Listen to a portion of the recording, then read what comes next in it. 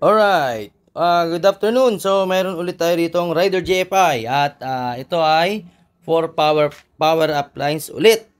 So, stock po ito at niready ko pa lang. Ito yung mga i-install ko, no? Kinabit ko na muna yung tie switch. Ayan, makakabit na yung tie switch. Then, voltmeter. Tapos, yung headlight niya is naka-dual contact, naka-LED. Tapos, ang tawag dito, yung running light. Ayun o, may running light yan, nasa gilid. So, kabilaan yan, mamaya papakita ko yung ilaw niyang running light. Naka-running light po yan, ha.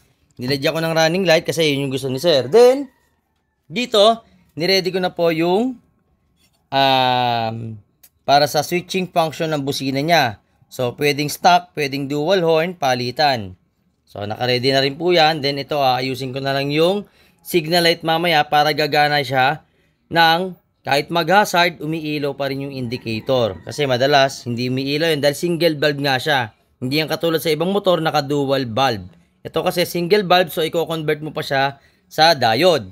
So, pinakita ko na rin sa vlog ko yan. Then, dito, ito yung harness nung kanyang tie switch. O, ayusin ko pa yan mamaya, i-ready ko lang. Then, papalitan ko pa po yung mga harness dito, ayusin ko pa, ito troubleshoot ko, katulad niyan, ito. So, nakita nyo, nilinis ko na muna yung motorsiklo, no? Yan, nilinis ko na muna, para pag nag-wirings ako, malinis, no? Sinalansan ko na muna na maigi. Then, kung titignan nyo rito, yan, para makita nyo lang, meron pa yung underlights. Yan, dalawa, magkabilaan yan, isa, tapos isa dito, tapos meron pa yan dito, meron pa ulit dito. Dito ako naglalagay, no, sa fairings. Hindi ho ako naglalagay sa mismong outer fairings. Kasi nga po, pag doon tayo naglagay at nagbukas tayo ng kaha, mahihirapang mag-maintenance. Unlike nito, safe tayo kasi doon tayo sa tapalodo or sa mga inside fairings tayo nagko-connect. Tapos, meron pa po yung running light ulit dito. Ayan, sa ilalim. Saan na ba yun? Ayun o, naka-running light. Okay, naka-running light ulit yan ha. Ayun, running light. Ayan, kumpleto. Tapos, bukod doon, meron pa ulit yung ritong underlight. Ito, ayan. May underlight pa yan. Tapos dito, meron pang isa. Sa may ilalim ng tipos. Tapos, ang kagandahan pa rito sa gagawin ko, stock regulator ulit siya. Okay? Stock regulator, isipin nyo, ang dami nitong ilaw na to ha. Dalawang running light na may turn signal, naka dual contact signal light, naka headlight, naka MDL, naka dual horn, naka stock horn, palitan, naka tie switch. So, ang daming function. Abangan nyo yung resulta nito after ko magawa. So, wag nyo munang tignan yung harness kasi inaayos ko pa po yung harness nito at meron akong mga dapat palitan dito kasi sa power up lines, hindi po uubra ang full wave, no? Yung full wave po, uulitin ko, ang full wave regulator, dun sa mga nagtatanong sa akin, no? Sasabihin, sir, baka pwede po full wave lang, wag na i-power up lines, wag na ho kayo sa akin magpagawa. Kasi hindi ko kayo tatanggapin kung full wave lang ang gusto nyo. Dahil, panigurado, kung literal na full wave lang literal na palit regulator lang, hindi ho mawawala ang kurap niya, maniwala kayo sa akin. Tapos tatadtarin nyo ng ilaw, sigurado, masusunog yung harness nyo, mangingitim yung orange wire nyo rito, saka yung red wire. Mangingitim yan, panigurado yan. Sureball ko na yan, ilang beses na akong gumawa ng motorsiklo. Huwag nyo ipilit sa akin yung full wave lang, sir. Pwede bang full wave lang? Huwag na ho kayo sa akin paggawa. Doon na lang sa nagpo-full wave. Kasi ako, akin is para mawala ang kurap, power up lines. Ngayon kung ayaw nyo, hindi ko kayo pipilitin. Okay? Huwag kayong mag-ano sa akin. Huwag kayong sasama loob sa akin. Kasi, ang provide ko rito is quality, no? Yung isang gawaan lang, pang matagalan na. Saka ako, nagbibigay ako ng warranty sa mga ginagawa kong motorsiklo. Katulad nito, for power up lines, 1 year warranty po ako rito sa wiring setup ko. Ibig sabihin, dun sa wirings na ginalaw ko, sagot ko yun. Wala ho kayong babayaran, babalik nyo lang. Ganon din po sa makina. Pag ako nagtotrouble, Kung may problema po, balik nyo po sa usapan natin. Ibalik nyo po. Kung may problema, wala po kayong babayaran sa akin. Kahit magdobling biyak pa tayo. Natural po sa isang mekaniko na nagkakaproblema minsan sa makina kasi minsan nami-misjudge natin yung problema. Wala hong perpekto dyan. Kahit po yung mga professional na yung kumakarera, sumasablay pa. 'Di ba? On the racetrack na nga eh. Saka pa sumasabog yung makina. Ako pa kaya, nagarahe lang, no? So, ganun din sa wirings. Pero sa wirings, mas sureball ako.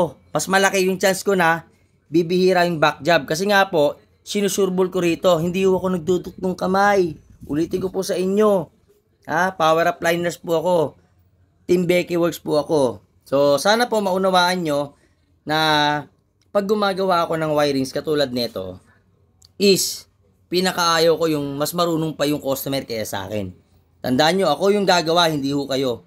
Pwede lang ho kayong mag-suggest, pero hindi para pilitin nyo sa akin na gawin ko yung gusto nyo at alam kong hindi safe. Okay? Ulitin ko, iba yung full wave regulator, iba yung wiring setup. Okay? Magkaiba yon. Malaki ang pagkakaiba nun. Pero pwede nating pagsamahin. Meaning, pwede nyo pagsamahin yung fast charging na full wave regulator at yung wiring setup. Meron na rin ako mga ginawang ganyan, naka full wave na, then pinower up lines ko na. So, meron mga ganon, no? At dun po sa mga nagtatanong, kung namamahalan kayo sa presyo, aba, ay kayo na lang po maggawa ng motorsiklo nyo. Huwag po kayo magagalit sa amin dahil hindi po biro ang pagwa-wirings. Una sa lahat, hindi ko po alam ang history ng motorsiklo nyo kung sa manlupalop yan ang galing. Hindi po biro mag-troubleshoot ng buong wirings nyo. Aayusin ko po yan, ibabalik ko sa stock, saka ako ipoproceed sa power up lines. Hindi po pwede sa akin yung aayusin ko lang. Meron lang mga chance na inaayos ko yung wire ng motor kasi on the spot, nakikita ko may problema at namumroblema yung customer, nakikiusap lang po sa akin. Pero hindi ho para papagawa nyo sa akin, isaayusin ko lang yung harness. Hindi po. Okay? Power up lines po ang gagawin ko. Kung ayaw nyo po, hindi ko naman ho kayo pipilitin. Huwag ho kayo mamilit sa akin, ha? Ganun lang po. So, sorry, no? May sarili-sarili kaming pamamaraan. So, ako nire-respeto ko yung mga nagpo-full wave. At sana, ganun din sila, no? Nire-respeto nila kami mga nagpa-power up lines. So, kung gusto nyo gawin, DIY nyo, may vlog ako dyan. Kumpleto ako sa mga vlog ko. May tutorial ako nyan, pwede nyo gawin. Ngayon, kung hindi nyo kaya, pagawa nyo na lang. Kasi, sasabihin nyo ang mahal, mag-compute ka muna. Magkano wire, magkano tools, magkano investment sa power up lines. Baka ikaw mismo magulat ka.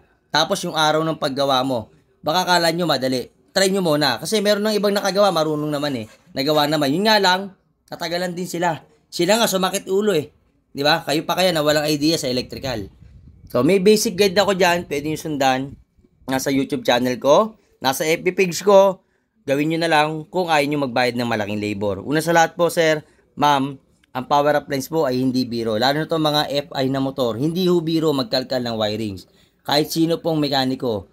Pagka wirings ang usapan, malaki po singil talaga yan. Kasi hindi biro yan. Imagine nyo na lang, ang harness nyo, ito sa FI, sa Rider J FI is almost 6,000 ang harness pag bibili ka ng bago.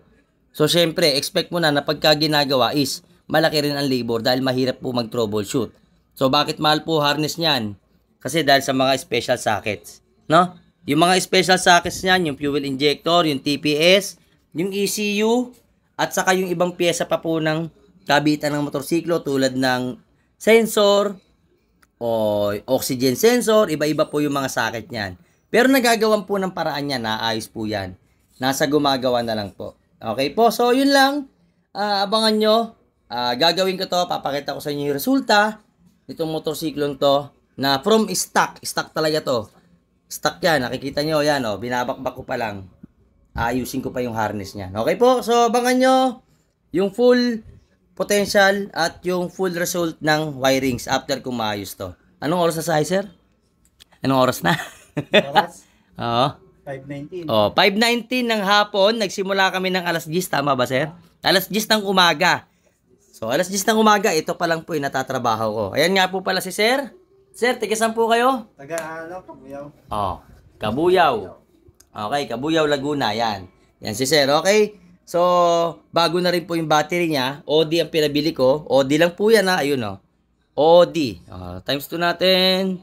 Ayun, OD. Yun yung luma niyang battery. Then, ayun na yung bracket niya. Ako po gumawa ng bracket nitong MDL.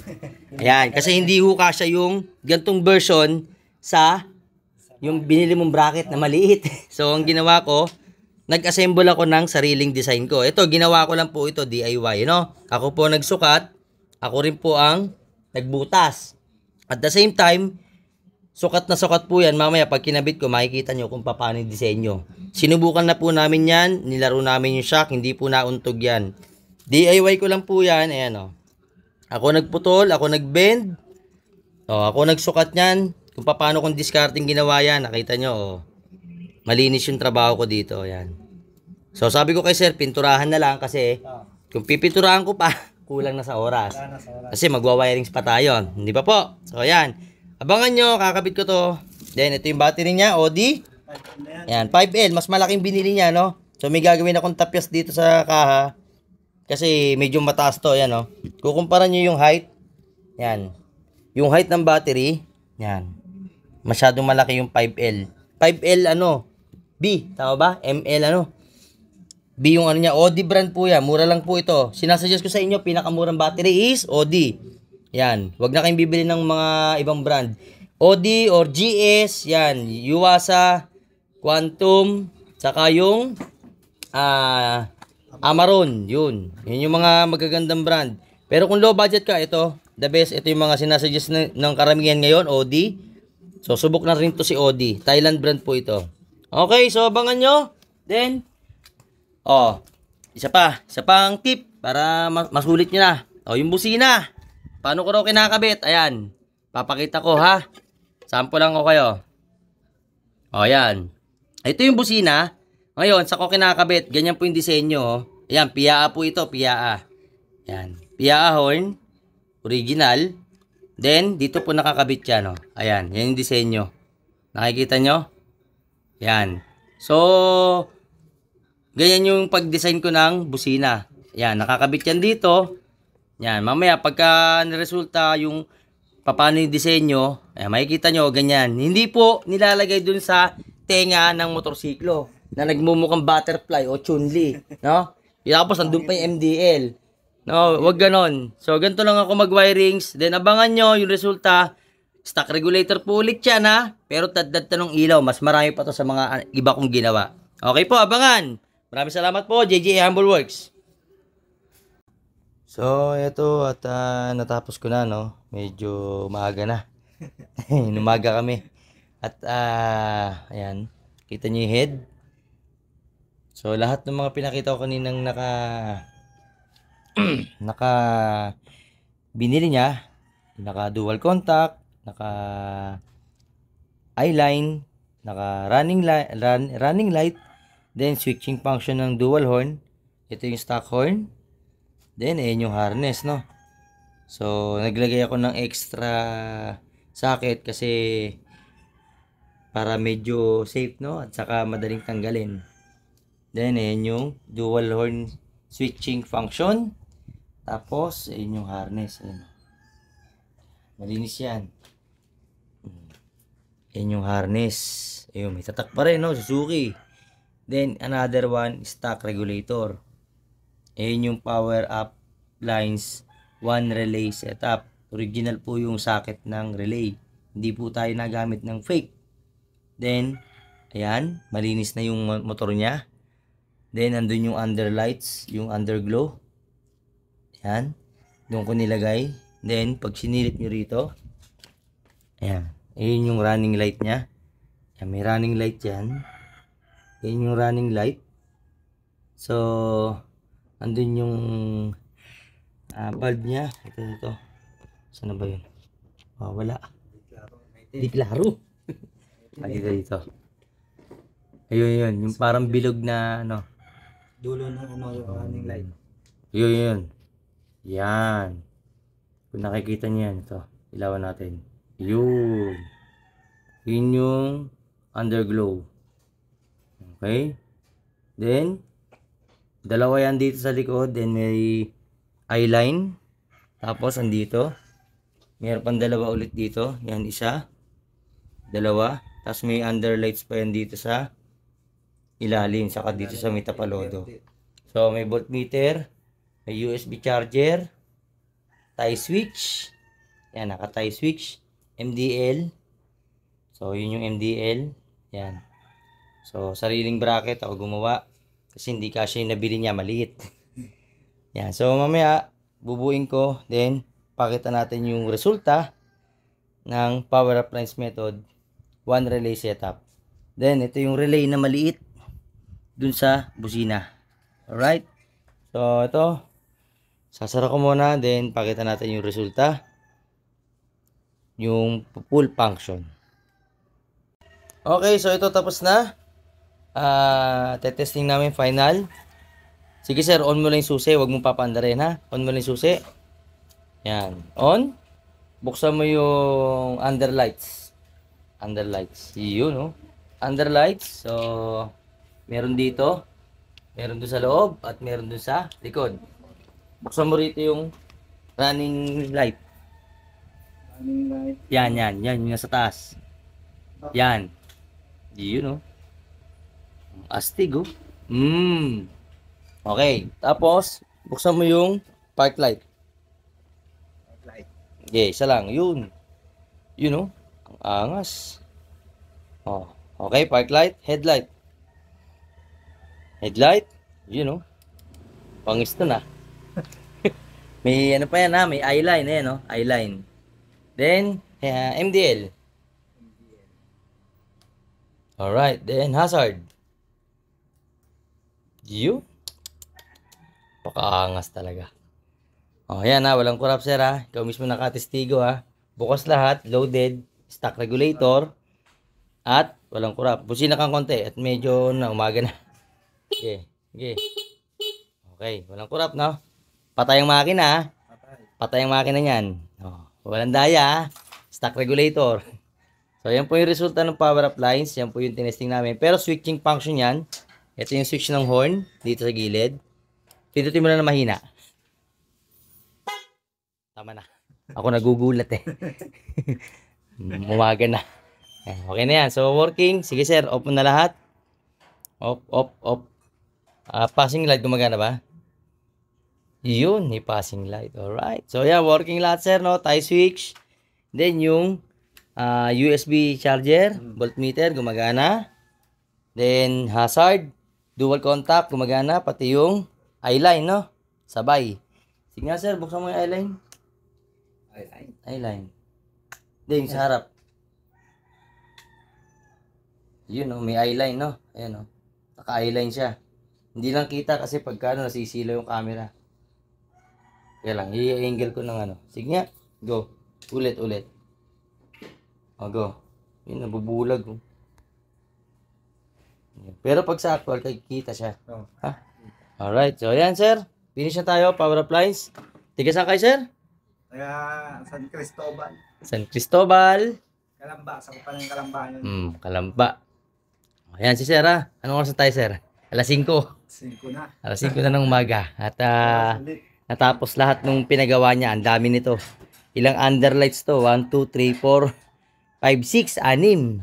Tapos meron pang dalawang running light sa likod at meron pang eyeline dito sa harap. Tapos may dual contact, headlight, park light, MDL. Ako pa gumawa ng bracket, no?